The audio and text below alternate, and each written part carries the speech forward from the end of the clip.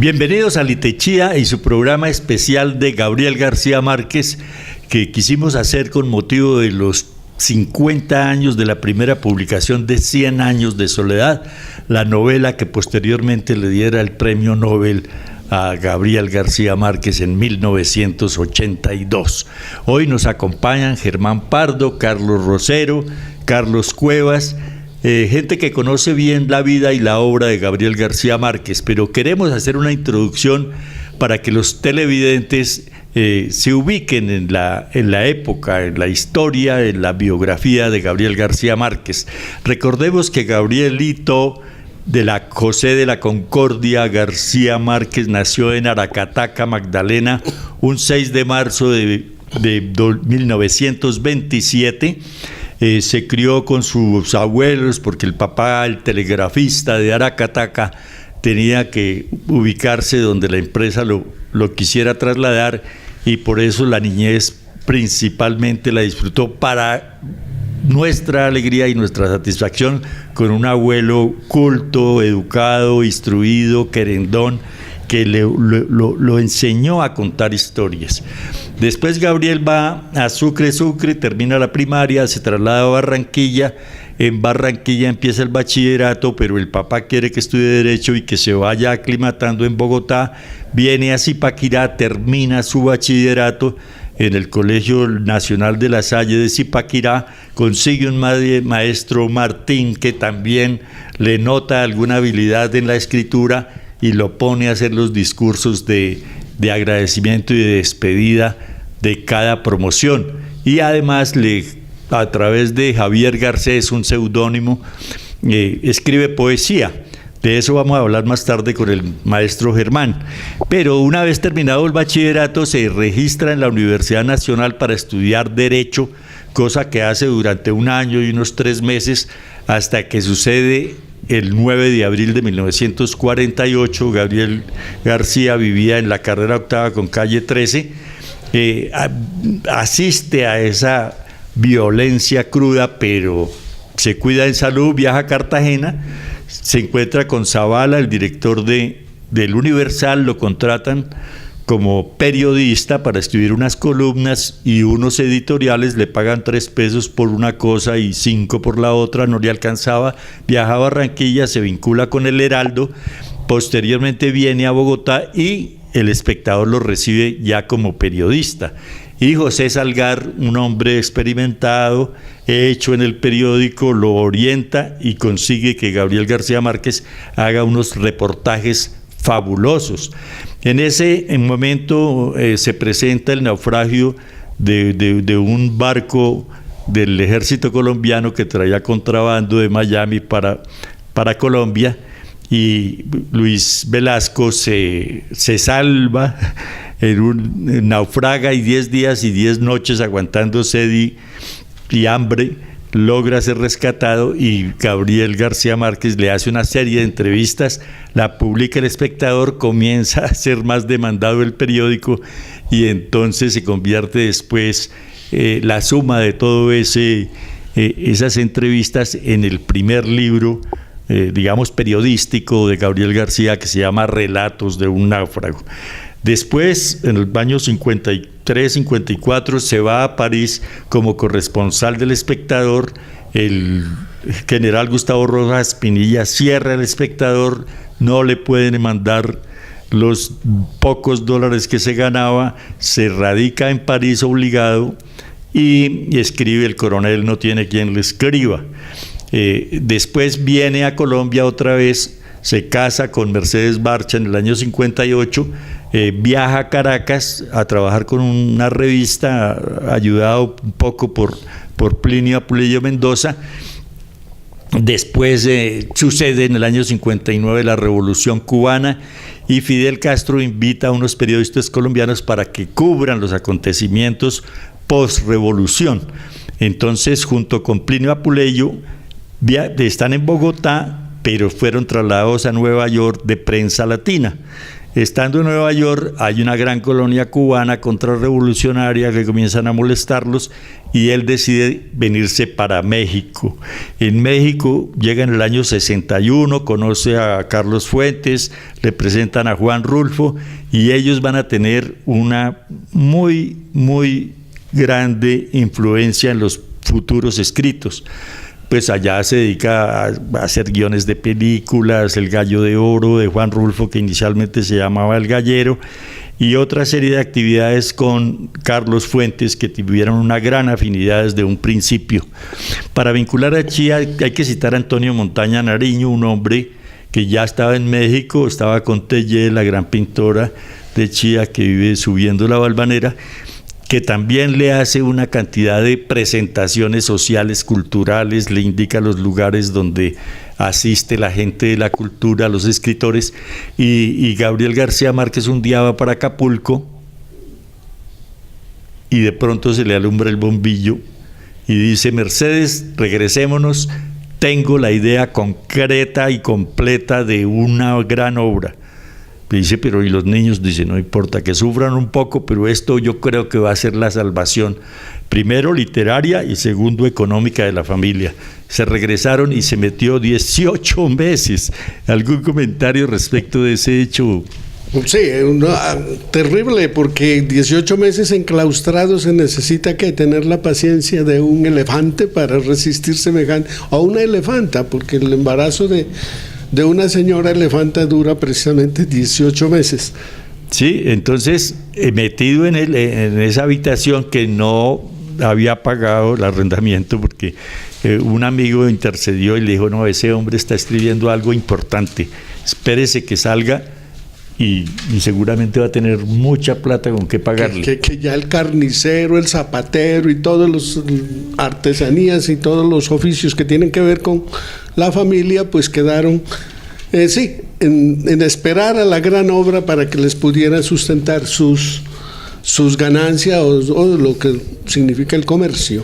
Pero bueno, antes de empezar a hablar de 100 años de soledad, que es el tema que nos convoca para los televidentes, yo quisiera que Germán nos hiciera una definición relativamente corta de lo que es novela, porque yo entiendo que es algo complejo, pero que nos diga qué es novela y cómo podrían los televidentes de Litechía tener un concepto claro de esa novela. Bueno, buenos días. La novela tiene por objeto la crítica de los ideales de una sociedad.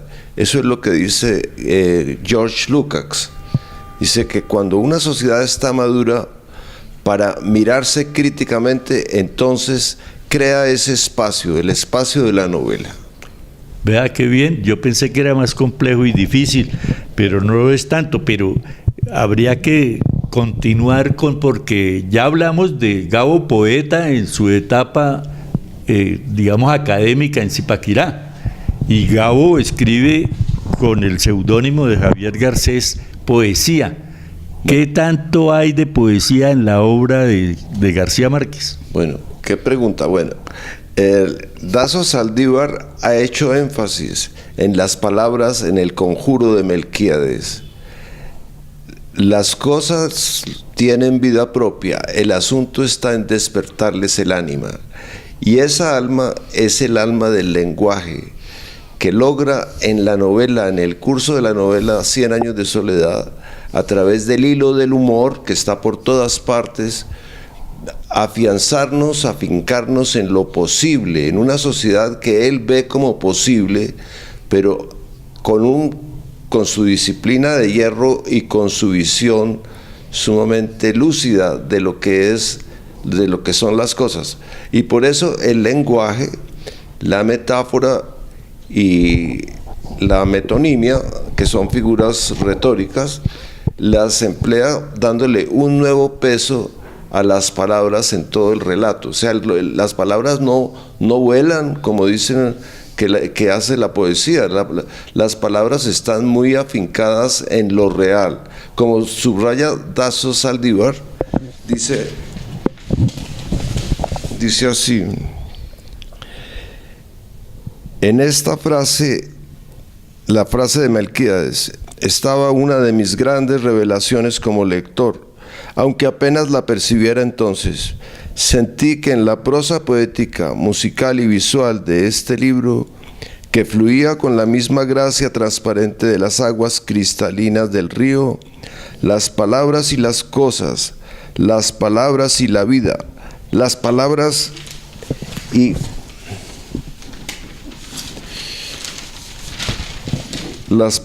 los hombres, con sus sueños y derrotas, eran la misma cosa, residían juntos y no separados, al contrario de como yo los había sentido desde que aprendí a leer en la escuela rural de la maestra Inés. Es que esa es una historia bien bonita, pero había que recordar, Germana, para los televidentes, que Dazo Saldívar fue el primer biógrafo de Gabriel García Márquez. Es muy curioso, pero cuenta que él, leyendo 100 años de soledad y comentándola con los amigos en Medellín, porque es paisa, dijo: yo quisiera escribir algo sobre este hombre tan maravilloso. Le dijeron: pues fácil, aquí hay en el Retiro una monja hermana de él. Fue a donde la hermana y le dijo: yo quiero escribir sobre Gabo. Dijo: pues yo no sé nada, yo me vine a internarme aquí como monja y yo francamente no sé, pero háblate con Jaime, el hermano de Gabo, en Cartagena, y él tiene muchos amigos y familia que lo conoce. Y efectivamente fue y comenzó a entrevistarlos y a escribir, hasta que pues se lo envió a México, y solamente cuando llegó el bibliotecólogo y un día le dijo: perdóneme, maestro, que le haga una sugerencia, pero yo he leído un libro de Dazo Saldívar que es biográfico suyo y usted no lo ha tocado. Entonces dijo: pásamelo. Se lo puso a leerlo y lo llamó, le dijo: Dazo, tú sabes más de mí que yo mismo, porque él había averiguado todas esas cosas y las tenía frescas. Este nuevo peso que le da a las palabras el genio del gran escritor es lo que podemos resumir diciendo con el conjuro de Melquíades, que García Márquez nos cambió el chip, como dicen en lenguaje electrónico moderno, nos cambió el disco duro, porque nosotros, según el descubrimiento de Freud, estamos codificados, nuestro ADN es lingüístico, están allá grabadas las palabras de la infancia. Entonces este hombre hace la gracia de cambiarnos ese disco duro y nos pone a soñar viendo el país de frente, con la afirmación de lo posible, que es en lo que hace énfasis el escritor Rafael Gutiérrez Girardot, que le da un gran peso a ese concepto del filósofo Heidegger, lo posible. Sí, gracias, Germán, pero sí, ya habíamos hablado.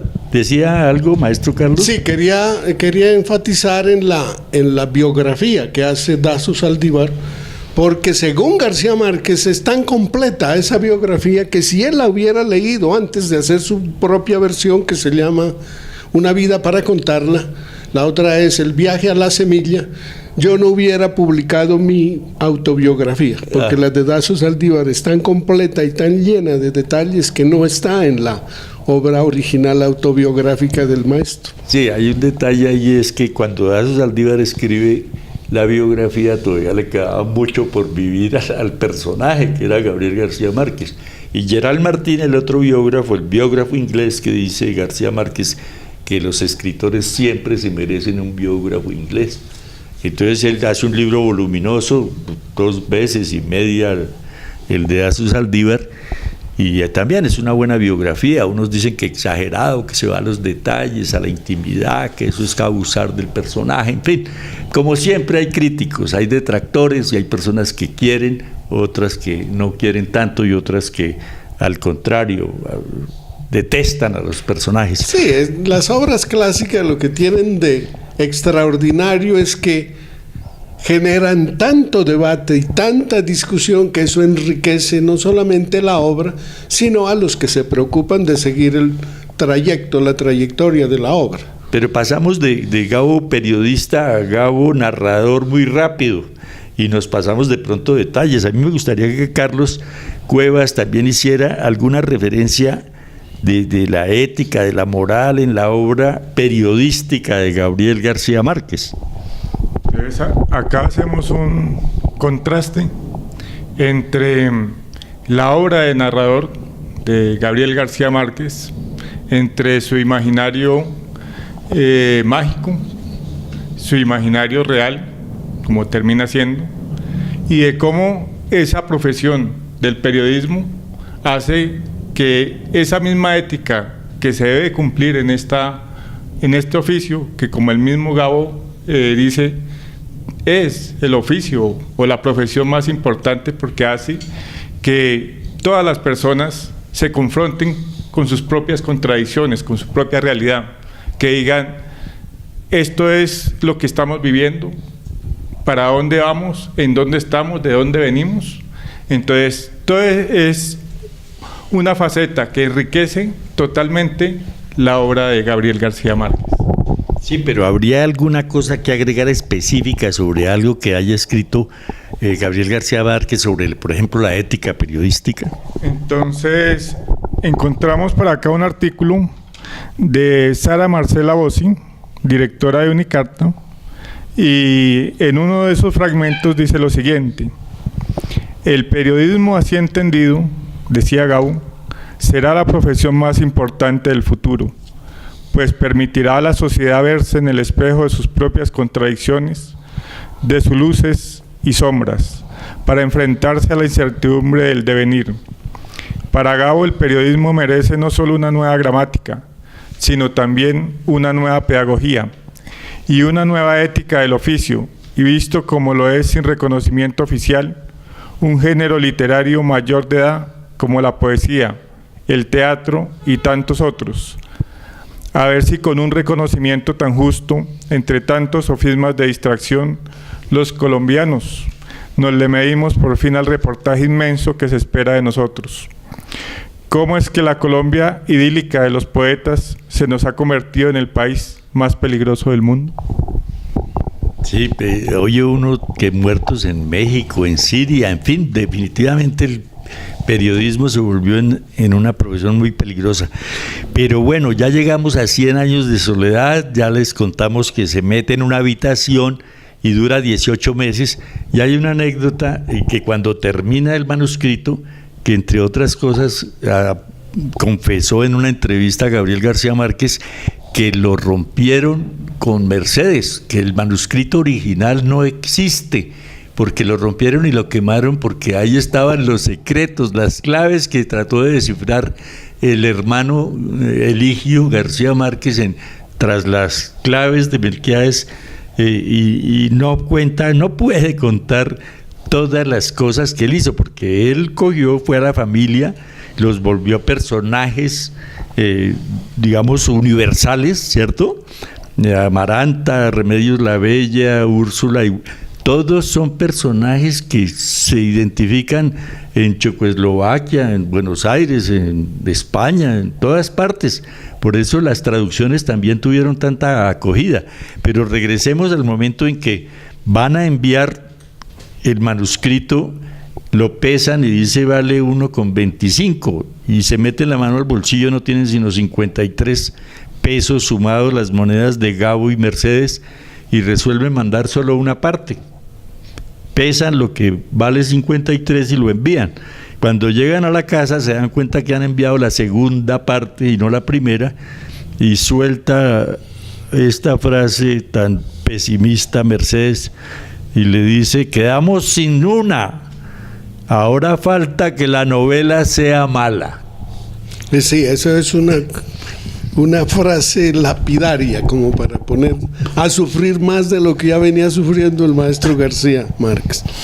Ahora, en 100 años de soledad, por supuesto que es el compendio de una cantidad de culturas que existen en nuestro universo latinoamericano, y por supuesto que en el Caribe y Norteamérica, porque Norteamérica, una gran parte de Norteamérica es el Caribe.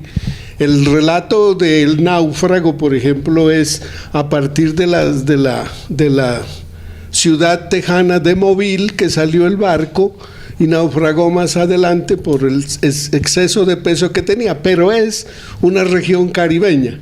Entonces yo quiero hacer el énfasis en la situación del Caribe y de Norteamérica, porque además de ser escrita a partir de una realidad latinoamericana, su sustento teórico o su sustrato ideológico es de orden norteamericano y en alguna otra parte inglés, más que latinoamericano. El propio García Márquez cita a sus grandes maestros, entre otros a Ernest Hemingway, a William Faulkner, al maestro mexicano Juan Rulfo, que también es norteamericano, que es la parte del norte del continente. Entonces a eso me refiero cuando yo abro que 100 años de soledad, y el grueso de la obra de García Márquez, más que un asunto de Suramérica, es más del Caribe y de Norteamérica. Sí, claro, eso se va a reflejar después.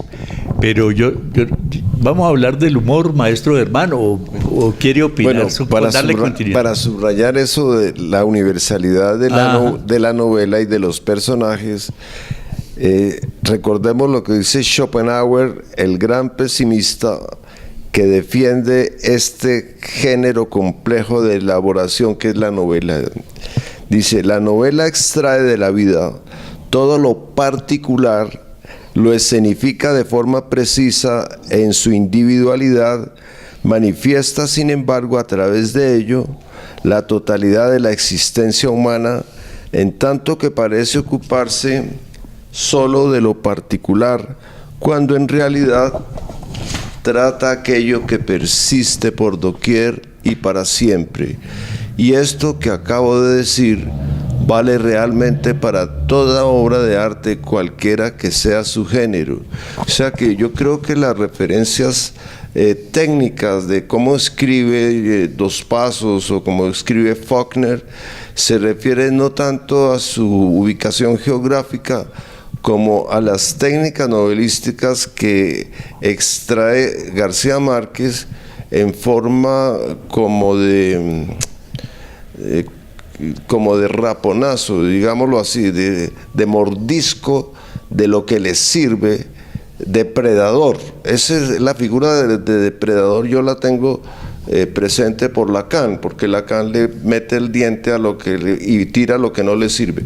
Así podría ser la referencia al norteamericanismo de García Márquez. Yo pienso más bien que, como dice ahí mismo el periodista que hace la síntesis de Dazo Saldívar, dice que fue la crítica húngara Katalin Kulin quien terminó de iluminarme sobre la especificidad y carácter pionero de 100 años de soledad con respecto al origen vivencial de su novela en Latinoamérica. Sí, vamos a hacer una ronda y vamos a seguir con Carlos Cuevas para que nos diga algo que pasó. Me parece que Juan Goytisolo tiene una opinión de la novela y lamentablemente ayer nos enteramos que falleció. ¿Qué fue lo que dijo Juan Goytisolo? El maestro Juan Goytisolo, que fue uno de los más importantes escritores intelectuales españoles contemporáneos, miembro de una dinastía literaria que es autor de más, o fue autor de más de 30 libros, porque desafortunadamente ayer falleció, nos da la siguiente referencia con respecto a Gabriel García Márquez y hace una comparación con Cervantes. Plantea lo siguiente: 100 años de soledad es sin duda alguna, después de Don Quijote, la novela española de mayor difusión universal. Las razones de este éxito son a la vez sencillas y complejas. Sencillas por la sabiduría narrativa de García Márquez, capaz de crear un universo imaginario nuevo y no obstante asequible para millones de lectores. Complejas porque algunas otras novelas hispanoamericanas de gran ambición y envergadura no alcanzaron con todo y eso tal universalidad. En la historia de la literatura hallamos obras que parecen responder a las expectativas difusas del lector y encuentran, por así decirlo, un público ya dispuesto para disfrutar de ellas, y otras que deben crear lentamente su público.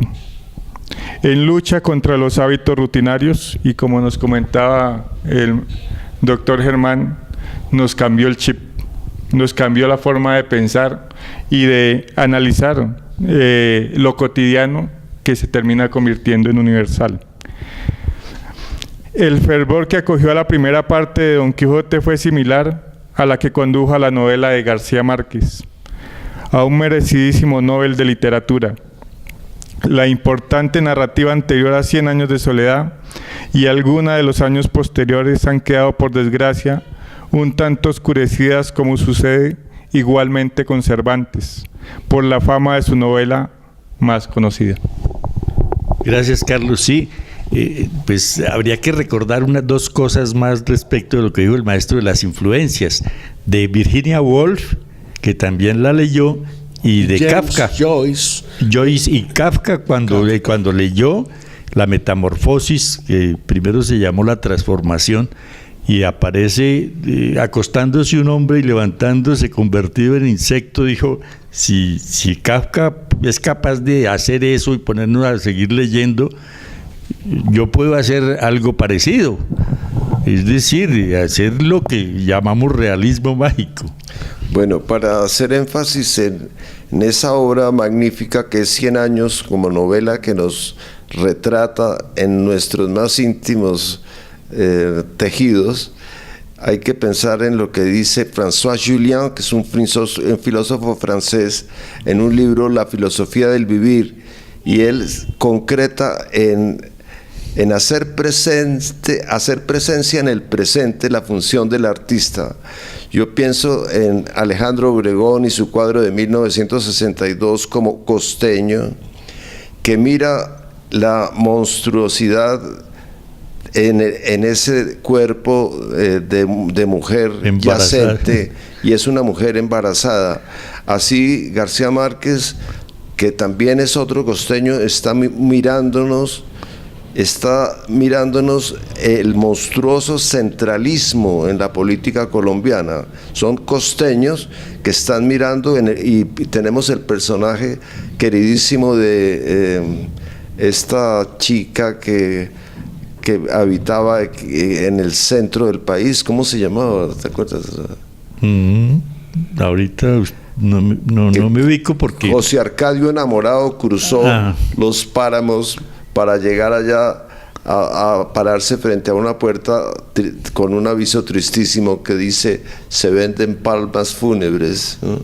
Sí, precisamente de eso hay que hablar, porque la novela tiene una gran crítica a la democracia nacional y a la democracia universal, ¿no? Y a la economía. Él habla de la inequidad, de la diferencia. El discurso que inicia en Estocolmo con motivo del premio Nobel no es más que esa soledad en la que nos tienen a nosotros como patio trasero, como subdesarrollados, como tercermundistas, pero dice que tendremos una segunda oportunidad al final, y entonces vamos a reclamar esa segunda oportunidad, vamos a educarnos, vamos a culturizarnos y vamos a producir para el mundo. Tenemos dos mares de 1.500 kilómetros cada uno, Atlántico, Pacífico, y tenemos salida por el Orinoco. Es decir, él lo que busca es una reivindicación de Latinoamérica frente al mundo. Sí, y sobre todo hacer presencia en el presente. García Márquez contra la historiografía, que ha encumbrado una literatura que queda muy en tela de juicio de acuerdo a su obra, que es eminentemente crítica. Él ya lo había anunciado en un ensayo publicado tal vez en la revista en la revista Mito, ¿sí? Refiriéndose a la literatura como un mito. Yo no creo que la cosa sea tan grave como él la pintaba, pero fíjense ustedes la perspectiva crítica contra el aristotelismo, que quiere encontrar nuestra razón de ser en el pasado, como si hubiera una esencia allá en el pasado que nos determinara. Y él está viendo precisamente, como decía Luis Eduardo, otras posibilidades para Latinoamérica. Sí, yo creo que eso es lo que hay que descubrir en la novela, esos personajes. No sé si el maestro Carlos quiera agregar algo. Sí, es que en 100 años de soledad se sintetiza el universo fundamentalmente nuestro, que es del Caribe. Es un Caribe olvidado por los centros del poder, no solo en Londres o en Nueva York, sino de las metrópolis propias latinoamericanas, como por ejemplo Bogotá o Buenos Aires. Sin embargo, la influencia del Caribe está siendo tan enorme ya. Por ejemplo, Norteamérica y el Caribe ha sido totalmente, gracias a Dios, ha sido totalmente influenciado por la música del Caribe.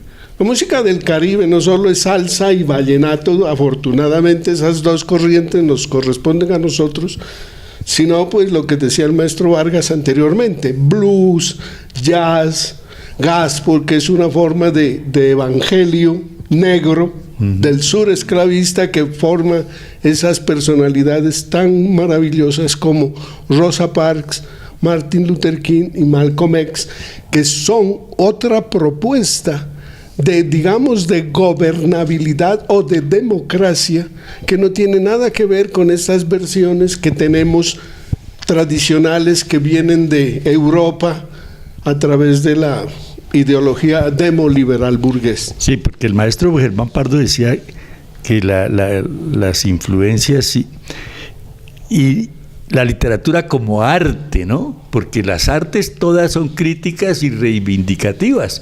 Entonces, ayer se cumplieron 50 años también del disco famoso de Sgt. Pepper de los Beatles, y decíamos, no, es que ellos también fueron un ícono de la música que como arte también pedía reivindicaciones para todos y logró que se hicieran cosas como la paz.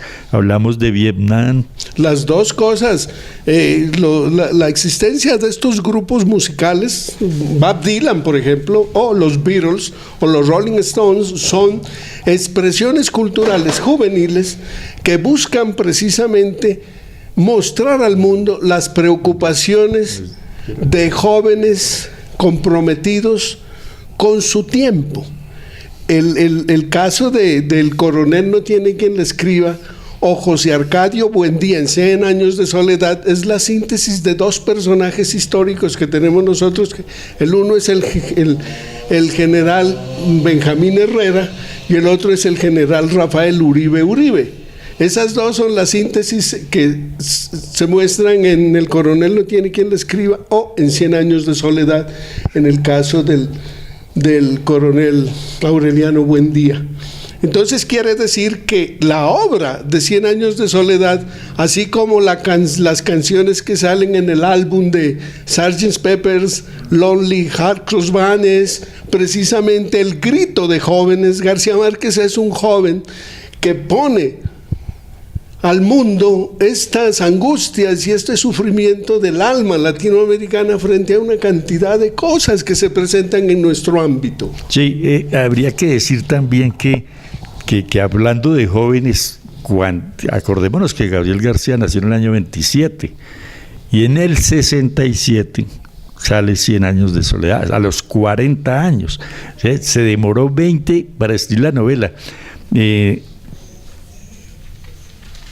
Conrado Zuluaga acaba de lanzar una biografía y decía que leyendo los artículos periodísticos de Gao en el Universal, el Heraldo, el Espectador, encontró frases que fueron trasladadas a la novela 100 años de soledad. O sea, el tipo ya estaba pensando ahí en pequeños párrafos de sus artículos en la novela. Por eso cuando se sentó a escribirla, pues no le fue tan difícil, salvo convertir personajes reales de su vida, de su mamá, su papá, sus abuelos, sus amigos, La Cueva en Barranquilla, Alejandro Obregón, Viñes, el hombre de la magia y de la escritura, de la librería, el Nereo López, el mismo Cepeda Zamudio, y los pone a trabajar para él en la novela con distinto nombre y distinta actitud, pero ese es, y por eso rompió, decía él, los los manuscritos.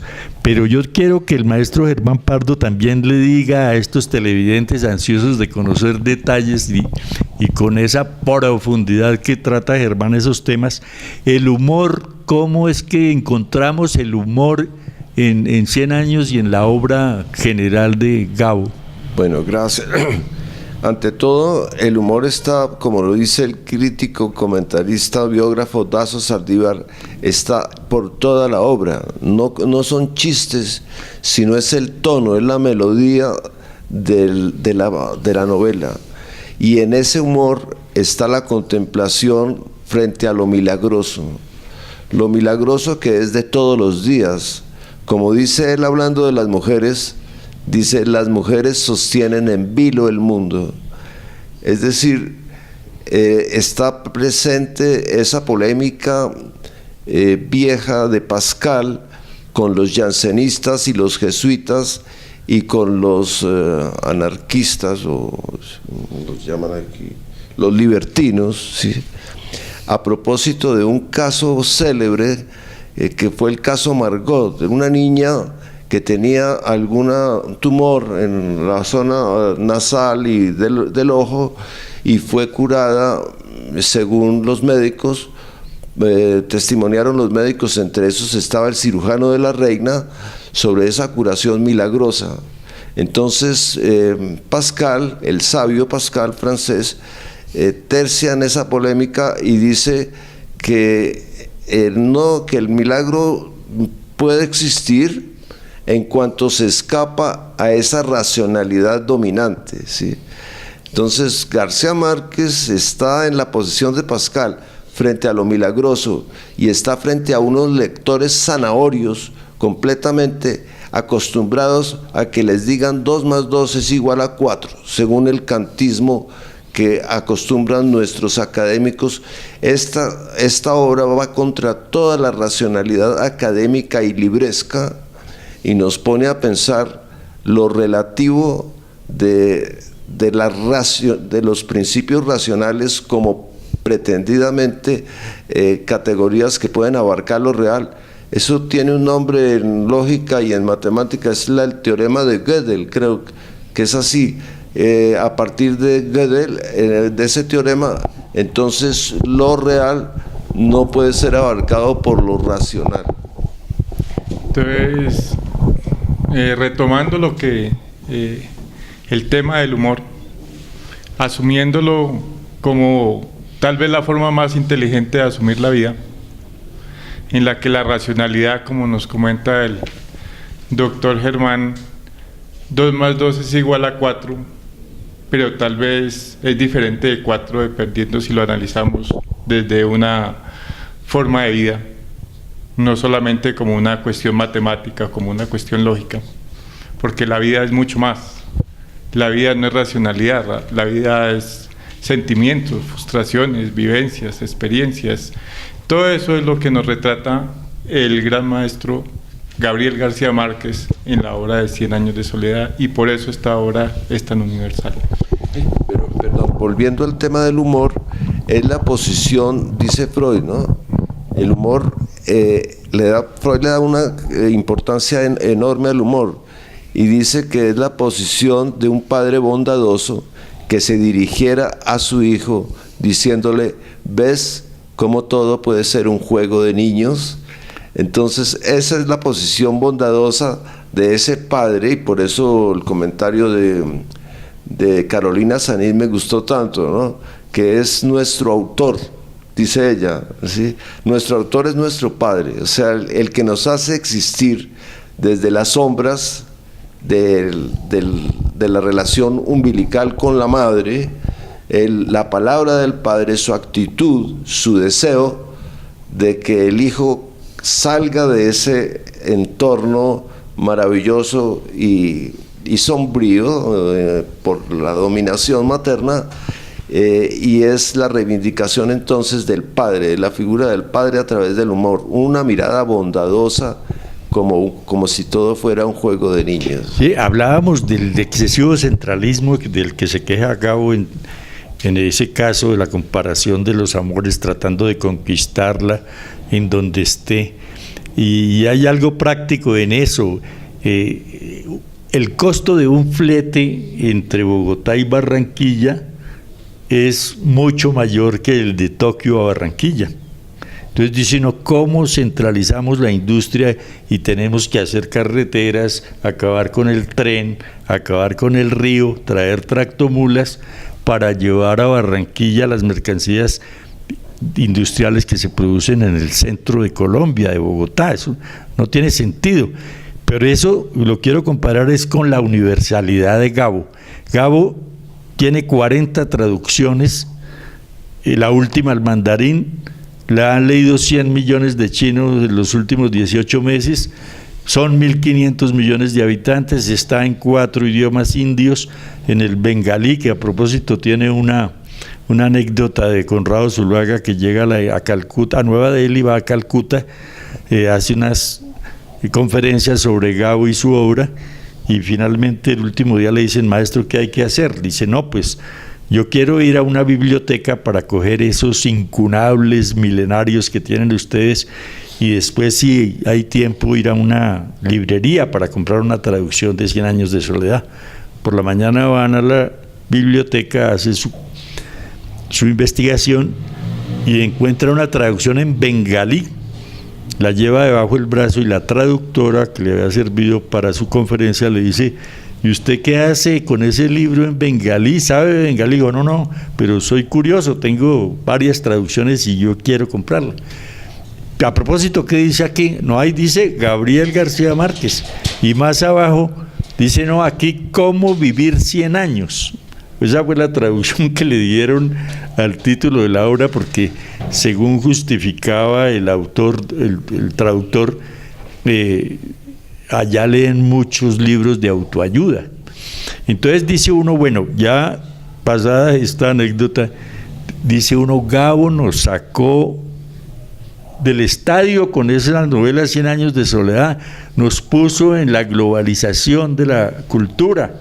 Lo leen en Barcelona, lo traducen al francés, al inglés, al alemán, al sueco, al holandés, al danés, y después al coreano, al japonés, últimamente al mandarín, y a lenguas tan nuestras como el guayunaki, el quechua.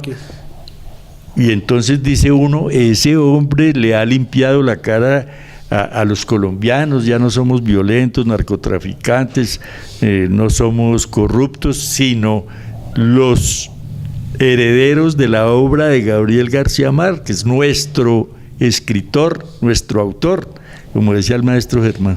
Un detalle bien importante que yo quiero destacar y que casi nunca se menciona es lo que acabas de decir respecto de que nos ha sacado del marco de los estereotipos.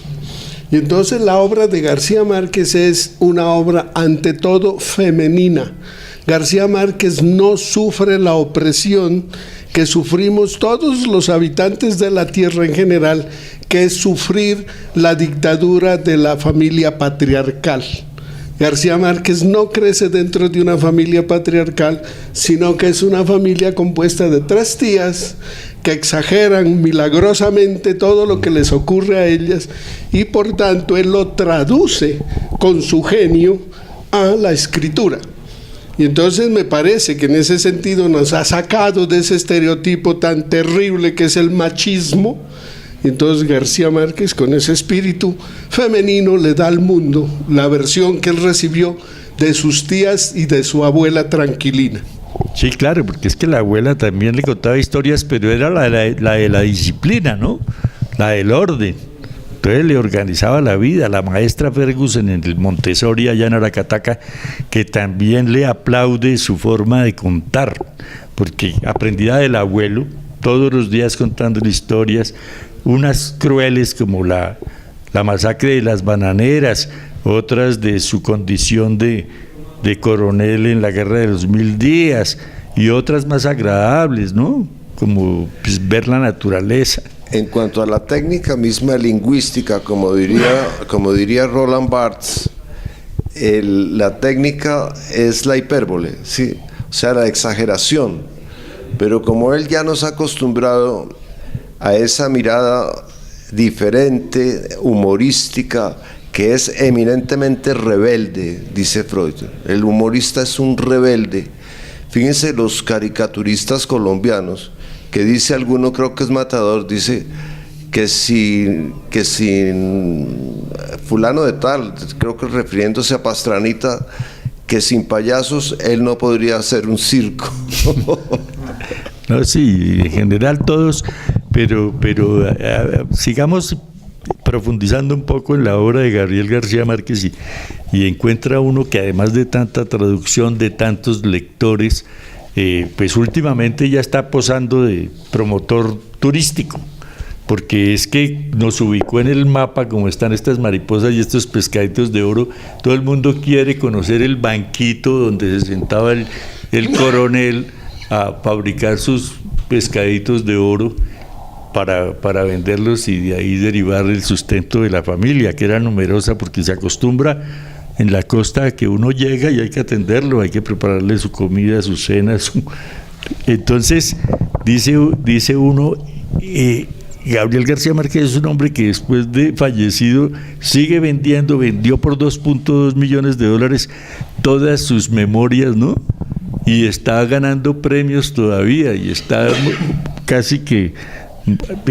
Conrado Zuluaga acaba de lanzar el miércoles de la semana pasada en la librería Lerner esa obra, y vamos a seguir escribiendo y leyendo a García Márquez. Fíjense que otra de las cosas a remarcar es lo que ha dicho García Márquez, de que su obra cumbre es un vallenato inextenso, o sea, es un vallenato.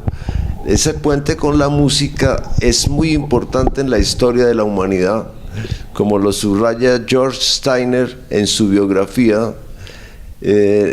La música es irreductible a la palabra, o sea, es anterior. Todas las tribus, todas las comunidades humanas tienen música, y el hecho de subrayar que es un vallenato le da a toda esa región del Caribe una importancia que, como ha subrayado Carlos Rosero, pues nos da un marco necesario para analizar y acercarnos muy humilde a esta obra tan importante. Sí, Hugo Quintero hizo una caricatura con Gabo tocando acordeón, y pues para interpretar esa frase que acaba de decir Herman, en el sentido de que 100 años de soledad no es más que un vallenato de 380 páginas. Exactamente, la música y todas las artes, en nuestro caso la poesía y la literatura, es lo que decían los maestros alemán, el uno Schopenhauer, el otro es Hegel, y anterior a ellos es Rousseau. Ellos son los que dicen que la música y las artes en general crean en las colectividades, ya sean alemanas, ya sean italianas, holandesas o colombianas, esa condición o el sentido de pertenencia. Cuando uno oye una cumbia en Nueva York, recuerda a su mamá de 20 años bailando con su papá en una fiesta navideña. Y eso es una referencia a la pertenencia, tanto memorística como real, material, a una comunidad o a una colectividad, diferente a lo que sucede con el discurso. El discurso, dicen estos tres grandiosos filósofos, es episódico. Uno seguramente recuerda un discurso de Carlos Toledo Plata o de Rojas Pinilla o de cualquiera, o de Gaitán, pero es episódico. Nunca, si escuchas una partícula de uno de estos discursos en Aracataca o en Londres, tú te vas a sentir invitado a escuchar un vallenato cataquero o de Valledupar. Es el otro sentido, el de la literatura, la poesía o la música y la cultura en general, por el lado de las aromas, de los perfumes que utilizan nuestras mujeres o de las comidas que preparaban, que es las que inmediatamente nos remontan a nuestro pasado legendario. Sí, pero la música también tuvo mucho que ver, empezando por las relaciones con Álvaro Mutis, eran compañeros en la sala de música de la Biblioteca Nacional, y eso les permite acercarse y ser muy buenos amigos. Bela Bartók también era uno de sus músicos que, según el mismo García Márquez dice, le dio la medida para crear el ritmo de sus obras, porque dice, al lector hay que darle la oportunidad de respirar, de leer tranquilo, sereno, y eso lo aprendí de unos movimientos de la música de Bela Bartók, a que hay que hacer una pausa y retomar la música con una calma, con una apreciación de cada nota, y eso hace él con la escritura, ¿no? Él dice, como consejo a los nuevos escritores, hay que dejar respirar al lector y atraparlo ahí. En el primer párrafo tiene que atraparlo y continuarlo, pero hay que dejarlo respirar y generarle un ritmo de lectura de tal manera que no se nos escape hasta que llegue al punto final de la novela, o del cuento, o del ensayo, porque también escribió muchas cosas. Me acuerdo de uno, Por un país al alcance de los niños, en el que dice que quien trabaje para los niños está trabajando para toda la sociedad, ¿no? Y el alcalde de Nápoles, cuando recibía de Lucho Garzón, cuando era alcalde, la batuta de un programa universal que se llama Capital Mundial del Libro, contaba que él hizo con esa frase de por un país al alcance de los niños, una campaña política. Entonces le puso por una ciudad al alcance de los niños, y todo el mundo dice, si el niño tiene seguridad, no me lo van a maltratar, no me lo van a violar, va a recibir buena educación, va a tener cultura, va a tener andenes, no va a ser atropellado por un carro, va a tener donde practicar un deporte, donde recrearse, pues eso es lo ideal que queremos todos. Y contaba que a Gabriel García Márquez le debía ser 2 veces alcalde de Nápoles. En cuanto a lo que nos comenta el maestro Luis Eduardo de las técnicas que nos comparte el Nobel Gabriel García Márquez, en uno de esos reportajes documentales que realizó, nos cuenta la anécdota de cómo en Crónica de una muerte anunciada, en el primer párrafo habla de que su personaje muere, y entonces los lectores se van a la última página para ver si ya murió el personaje, y efectivamente en la última página habla de que ya murió, pero no dice cómo ni dónde, y eso es lo que hace que el lector quede atrapado dentro de la obra efectivamente y lea toda la obra para saber todos los pormenores de cómo sucedió. Sí, claro, esa es la forma de escribir de Gao, y que le gusta a la gente, le encanta esos relatos de un náufrago, la crónica, el coronel no tiene quien le escriba, hasta por el gallo que tiene que finalmente decidir venderlo para poder tener algo, porque hasta engañar a los vecinos, ¿no?, poniendo el fogón y poner unas piedras para simular que en esa casa todavía se cocinaba. Bueno, como estamos llegando como a un claro, y esa es la importancia que tienen géneros aledaños a la misma escritura, sobre todo para identificar el tono de la novela, ¿no? La risa está tan presente en la obra de García Márquez, y como lo subrayaban los comentaristas lo han subrayado los comentaristas de Shakespeare, las comedias son más importantes, más trascendentales que las tragedias. La risa es más importante que el ceño fruncido del profesor y del papá gritón y de la mamá dominante. La risa por encima de todo. El sentido del humor de los pueblos. Y nosotros sabemos que los colombianos tenemos un alto sentido del humor, y en todas partes se hace humor, y con todas las eslabones que constituyen nuestro país. cuentos de pastuzos, cuentos de bayunos, cuentos de antioqueños, en algunos supera el uno al otro, pero siempre está el sustrato del sentido del humor.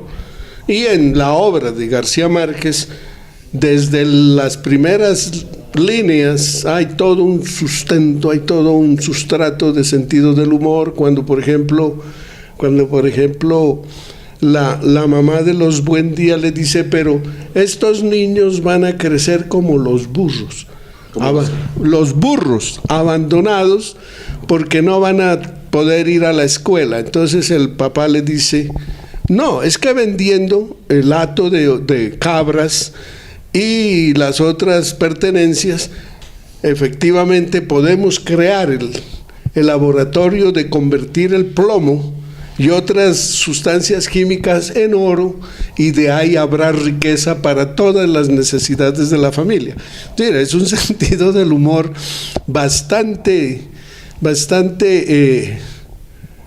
sofisticado, pero ahí está, en que un hombre aparentemente común y corriente le hace esas respuestas a la esposa respecto de las necesidades de la familia, con un sentido del humor que apunta a la sofisticación del pensamiento del personaje. Esa es la gracia de escribir para mucha gente de diferentes sectores. Entonces estamos entendiendo más el Caribe nosotros los cachacos, ¿no? Porque él tiene 2 obras periodísticas, que es Entre Costeños y Entre Cachacos. Entonces nos ha llevado a conciliarnos, porque antes también era una dificultad, miraban a un cachaco como cosa rara, pero saben que nosotros vamos es a conocer, a tratar de bailar su música, de interpretarla, de tocar una guacharaca que no es nada fácil, ni una caja de esas que tocan los hermanos López también, pero yo quiero hablar o sugerirles que hablemos de 2 cosas que decía Gabo, que era, primero, prestidigitador, mago, y otra, supersticioso. Entonces él se inició en Cartagena, estando escribiendo en el Universal, como mago. Entonces un amigo le quiso enseñar primero a hacer un periodiquito que no duró más de 3 meses, y después decía que era muy supersticioso. Contaba el amigo más íntimo que tiene, que es Mendoza, ¿cómo se llama? Si me olvida. Plinio Apuleyo. Entonces le decía que era muy supersticioso no pasar por debajo de una escalera. No, él pasaba, no vivir en el piso 13, él si le tocaba pues vivía, pero tenía otras, como que el frac que no se quiso poner para la ceremonia de entrega del Nobel, decía que él no, porque la primera vez que vio un frac fue el de un presidente muerto, y que entonces dijo, no, ese traje es para muertos, yo estoy vivo, yo no uso esa cosa, y por eso se llevó su liquiliqui, que hoy aparentamos hoy con un símbolo guajiro, porque al fin y al cabo los abuelos eran de origen guajiro, ¿no? Sí. No, pues para subrayar el carácter humorístico tenemos El amor en los tiempos del cólera, ¿no? Que es una obra de madurez de García Márquez, así como fue La vida del estafador Félix Krull, una obra de madurez de Thomas Mann, el gran narrador. Le costó 40 años escribir esa obra y la intentó escribir por partes, finalmente la acabó casi en los tiempos de su muerte. Ese amor en los tiempos del cólera subraya la mirada crítica del humor, irónica sobre su propia cultura. Es deliciosa, no sobraría que los fervorosos de 100 años la frecuentaran con gran asiduidad. Sí, en el caso del amor en los tiempos del cólera, él dice en alguna parte, en una entrevista, que él nunca dejó de ser periodista, que esas novelas es un trabajo de investigación profundo, y para escribir El amor en los tiempos del cólera entrevistó al papá y a la mamá hasta en la etapa, porque tuvieron varios noviazgos. El primero se rompió porque los padres no admitían que ese señor de Aracataca, el telegrafista, y él ¿De qué años es esa obra? Y entonces sigue entrevistando y los convierte en Florentino Ariza y ¿Y cuál es el personaje femenino? Fermina Daza. Fermina Daza. Entonces, él dice, eso es fruto de una investigación profunda de la historia de amor de mis papás, paso a paso, y lo lleva a una novela. Entonces él dice, nunca dejé de ser periodista, eso es un gran reportaje, pues con forma de novela. Que lleva a una expresión que crea la tía de García Márquez, es Francisca Simodosea Mejía, que dice, este niño es una conduerma, que la expresión conduerma es de la costa y recorre el mundo. ¿Pero qué quiere decir? Que es un niño fastidioso por la cantidad de preguntas que hace y nunca deja de hacerlas. Entonces, pues exactamente, el amor en los tiempos del cólera, el interrogante permanente a cómo se enamoraron, cómo ustedes se conocieron, qué hacían, qué había en el país en aquel entonces, cuál era la música, etcétera, etcétera. Sí, claro, esa es la forma de trabajar de él, pues que pero 100 años de soledad es sin duda una obra, aunque él después escribió ese Amor en los tiempos del cólera y escribió Noticias de un secuestro y escribió El otoño del patriarca, y decía que El otoño para él era su mejor obra en su concepto, que no tanto 100 años de soledad como sí, porque esa es la que responde más al espíritu del costeño, que es el de ser mamagallista por excelencia. El que vea todos los personajes que recorren las páginas del otoño del patriarca es que los dictadores le maman gallo a su pueblo, le maman gallo a la Santa Sede y a sí mismos, y García Márquez los transcribe casi textualmente. Y una cosa también se nos escapa, y es el manejo del tiempo. El manejo del tiempo que está presente desde el primer párrafo es el de un virtuoso. La novela clásica acude al pasado simple, o sea, la marquesa salió a las 4, punto. Y de ahí toda la narración tiene un carácter lineal. Pero fíjense ustedes cómo aquí el tiempo en García Márquez, que lo ha subrayado muy bien Alejandra Jaramillo Morales en su trabajo 100 años de soledad, una novela inteligente, el tiempo se sale de esa linealidad. Fíjense que el coronel, ¿quién es el coronel? Él puede ser el coronel, ¿cierto? Y están trastocados los tiempos, y si el lector no se pone las pilas, se queda muy confundido. No, es que el tiempo, precisamente, el primer título que le tenía para la novela era La casa, porque todo sucedía en la casa, pero ahí está, es el manejo del espacio.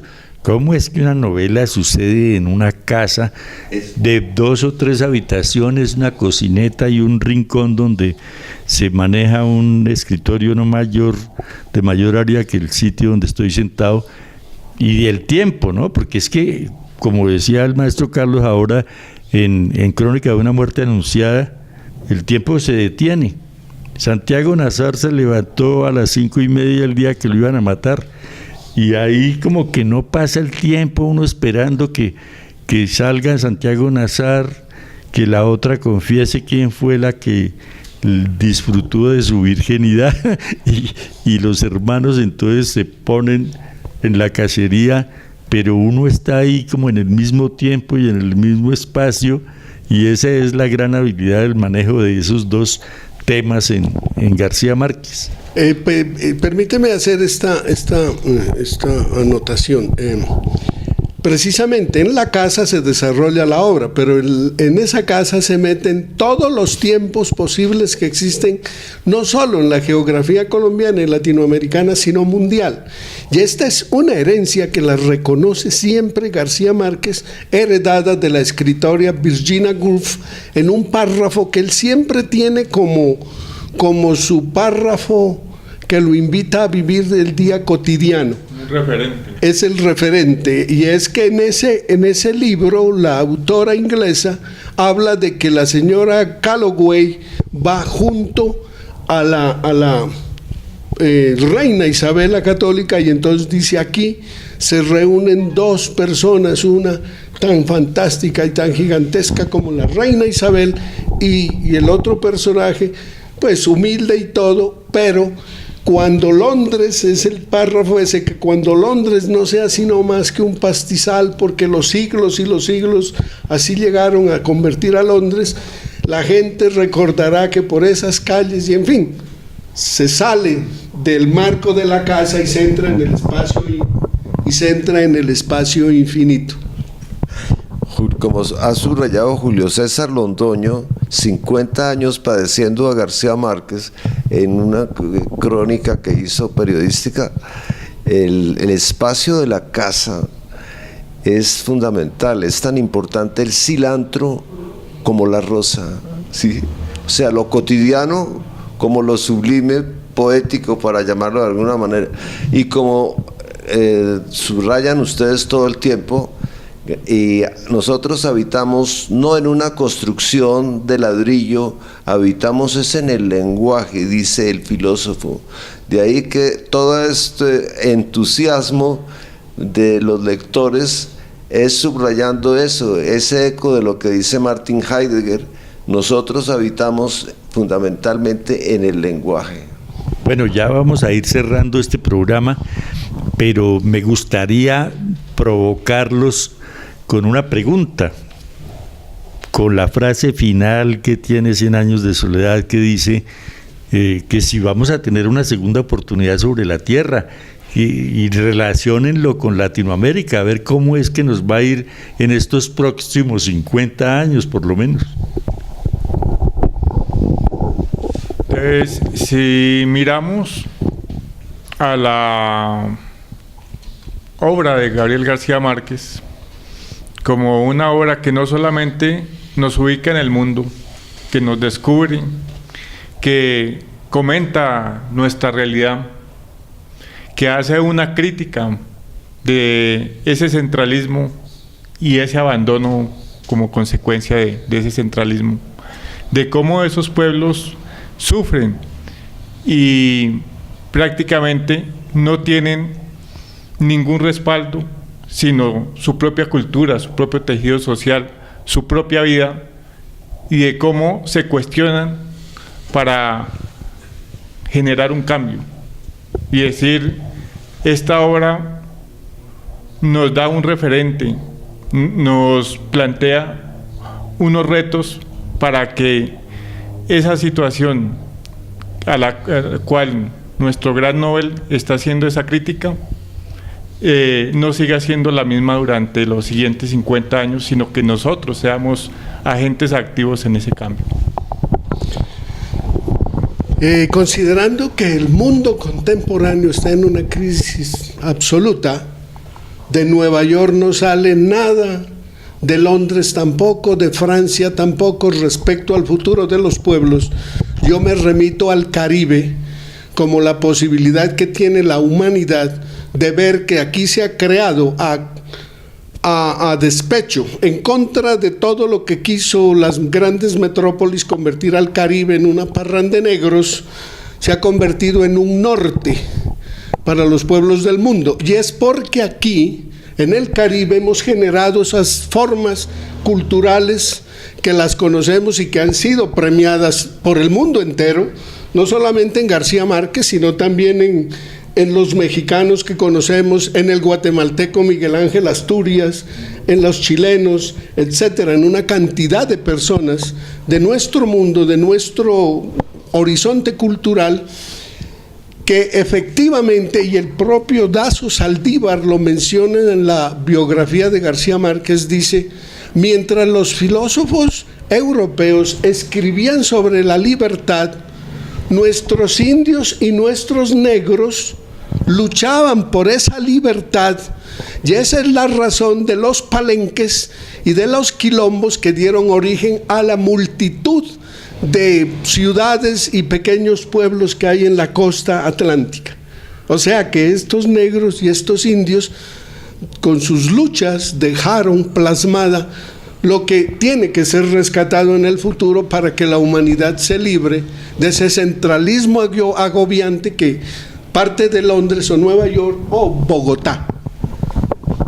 Bueno, yo creo que con el pensamiento del gran psicólogo social que visitó a Colombia, él era holandés, Ireneo Rosier von Egmond, él fue el confesor del cura Camilo Torres, y él decía, después de una encuesta hecha desde la Universidad de los Andes, este pueblo ya no cree en promesas. Es la categoría de lo posible que subraya el maestro Rafael Gutiérrez Girardot en varios de sus ensayos. Con respecto a García Márquez, el carácter poético de su obra es lo posible. Lo posible es que cada uno, cada individuo, que como género sí cabe en la novela, que sí cabe en la pintura contemporánea, por eso hemos citado a Obregón y a García Márquez, que cada individuo se pellizque y se despierte, porque todas las revoluciones han valido, como dice Carlos Granés en El puño invisible, pero todas las revoluciones han decepcionado. Fíjense ustedes lo que ha pasado en esos grandes centros del poder. Entonces, una obra de estas, por sí misma, por el lenguaje que nos hace habitar, nos hace recalcar su carácter poético de afirmación de lo posible, de una existencia nueva para esas gentes que no tuvieron una oportunidad sobre la tierra. No es entonces una revolución escueta, sino más bien, digamos, un conjunto de revoluciones culturales. Sí, esa palabra hay que entenderla bien, me parece, la revolución. Estamos hablando en CNN, en Guatemala, de la revolución financiera, es decir, el cuidado de las finanzas personales, familiares y de los países. Hay que manejarlas con mucho tacto, con mucho cuidado. Pero yo quiero referirme a dos cosas que son identidad y sentido de pertenencia. Yo creo que 100 años de soledad nos pone como personas capaces de definir nuestro futuro, dice él, y que seamos independientes, libres de esas personas que determinan hasta nuestra forma de morir. Eso ya es inadmisible en estos tiempos.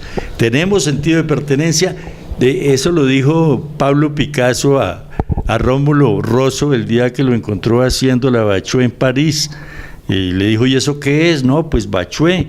¿Y Bachue quién es? Pues la persona que generó la raza humana con su gusú a pedido de Chiminigagua, el señor de la luz. Y le dijo, pues si ustedes que tienen tanto antecedente cultural, ¿por qué vienen a París a copiar a Renoir, a Degas, a Monet, a Manet? Ustedes tienen que ser autónomos, utilizar sus propias inspiraciones en todas esas historias, en esas leyendas, en esos mitos, porque ustedes tienen la posibilidad de tener autonomía en las artes, en el campo, en la producción, en la administración de su propio territorio. Entonces a mí me parece que eso es lo que hay que estimular a la gente para decir que sí vamos a tener una segunda oportunidad sobre la tierra, que a pesar de que haya quienes se oponen al medio ambiente, que hoy es 5 de junio, es día también del medio ambiente y de la primera edición de 100 años de soledad hace 50 años, pues hay que decirle a la gente es eso, optimismo.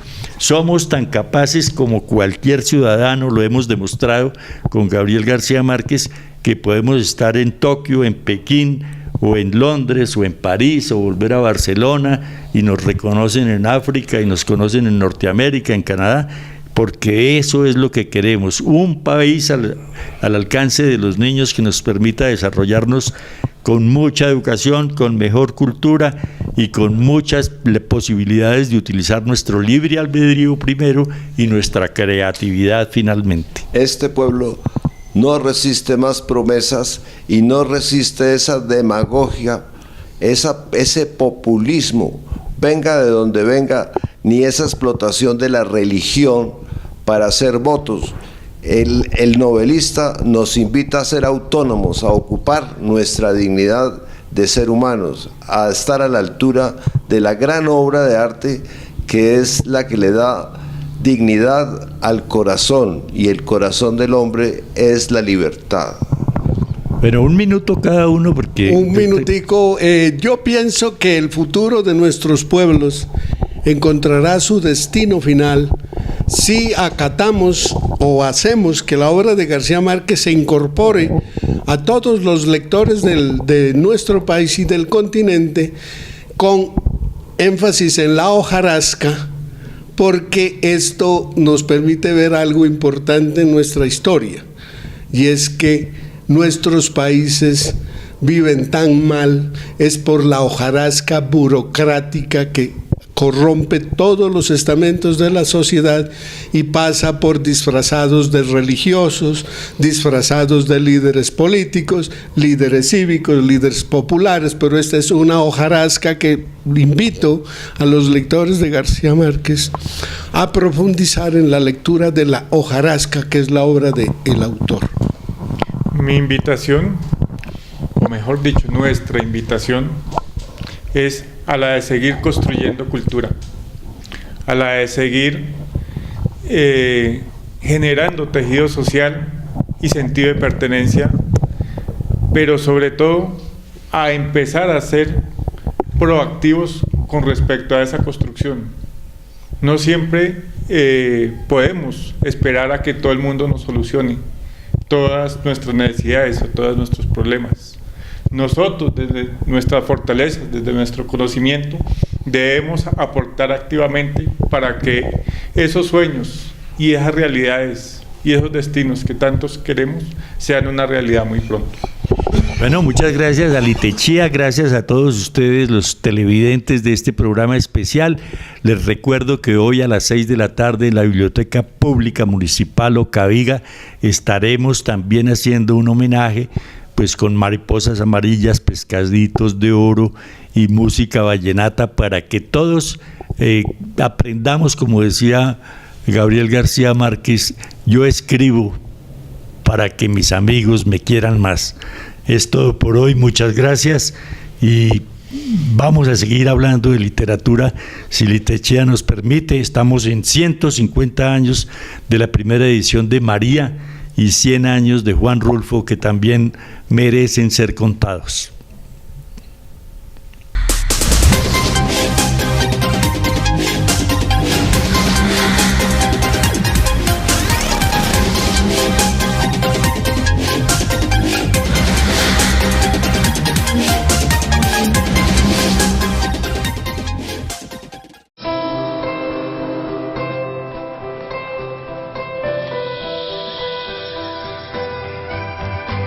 Descubre la ciudad mágica que inspiró un premio Nobel de Literatura.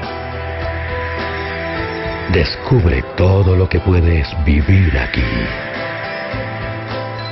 Colombia es realismo mágico.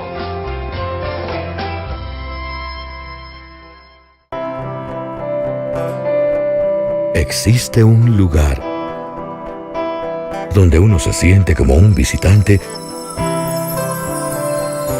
al que todos están esperando.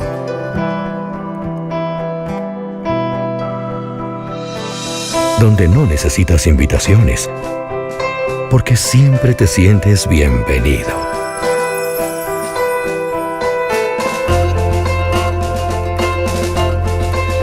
Donde la generosidad te llena.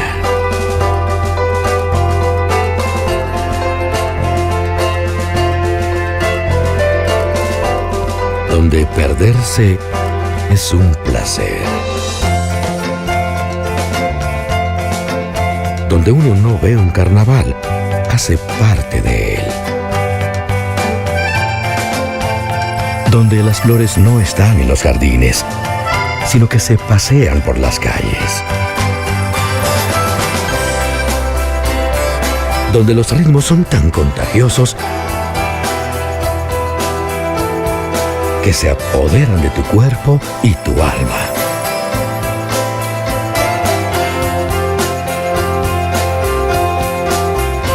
Donde una vez al año, para ser iguales, todos cambian su color de piel. Existe un lugar en el mundo en donde la tarjeta de presentación no se guarda en el bolsillo o en la billetera, se guarda en el corazón. Descubre todo lo que puedes vivir aquí. Colombia, realismo mágico.